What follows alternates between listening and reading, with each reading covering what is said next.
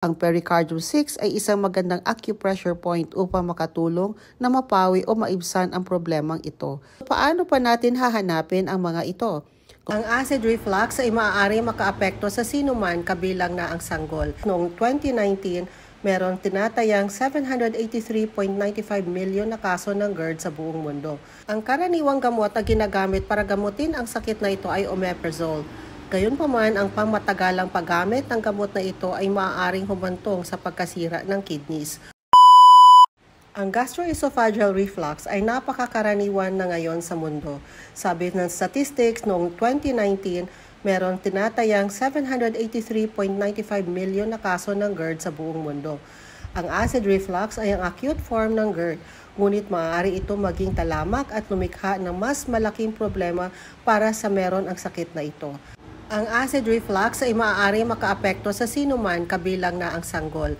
Ito ay nangyayari kapag ang kalamnan sa dulo ng esophagus, ang lower esophageal sphincter, ay hindi sumasara ng maayos o sapat na mahigpit. Nagbibigay daan ito sa digestive juice na nilalaman ng tiyan na mag-back up sa esophagus. Ang karaniwang gamot na ginagamit para gamutin ang sakit na ito ay omeprazole. Gayunpaman, ang pangmatagalang paggamit ng gamot na ito ay maaaring humantong sa pagkasira ng kidneys. Para masolusyonan natin ang ating mga sakit tulad ng GERD or acid reflux, ay kailangan sabayan po natin ito ng ating mga maintenance na gamot ng lifestyle changes, healthy food choices, mga supplements na angkop sa ating sakit, at iba pang mga paraan na makakatulong sa sakit tulad ng massage, acupuncture, acupressure, meditation, exercise, at iba pa. Ang acupuncture at acupressure ay matagal na ginagamit sa traditional Chinese medicine, mga 300 taon na. Ang pericardium 6 ay isang acupressure point na madalas na ginagamit upang pakalmahin ang pagkabalisa, i-relax ang dibdib at bawasan ang rebelding enerhiya o qi na umakyat sa ating lalamunan. Kaya batay sa teorya na ang acid reflux na pwedeng humantong sa pagkakaroon ng GERD ay sanhi ng emosyonal na pagkabalisa. Ang pericardium 6 ay isang magandang acupressure point upang makatulong na mapawi o maibsan ang problemang ito. Ito ay matatagpuan sa dalawang lapad ng hilalaki sa itaas ng tupi ng pulso sa ilalim ng braso, sa pagitan ng dalawang nakikita at nakakapang tendon ng flexor carpi radialis at plantaris longus muscles. So paano pa natin hahanapin ang mga ito? Gumawa po tayo ng fist. Ilagay po natin yung ating hinlalaki sa ibaba lamang ng ating hintuturo.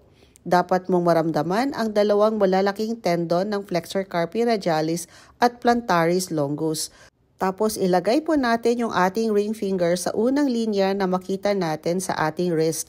At kung saan po ang ating pointing finger, sa ilalim po niya, nandyan po ang ating pericardium 6. Gamitin po ang ating hinlalaki o hintuturo upang mahigpit na i-massage ang puntong ito sa loob lamang po ng 15 seconds hanggang 15 minutes. At lumipat po tayo sa kabilang kamay. Gawin po natin ito araw-araw. Mas maigi po kung pagkagising po natin sa umaga para mas maging maganda at kalmado po tayo sa buong araw. Kung maramdaman na po natin na stress tayo o umakyat po ang acid, ay pwede po nating ulitin ito. Kumonsulta po tayo sa isang health professional bago po natin ito gagawin. Tandaan na dapat nating sabayan ito ng healthy diet at kung hindi mawala ang simptomas natin, kailangan kumonsulta po tayo sa isang doktor.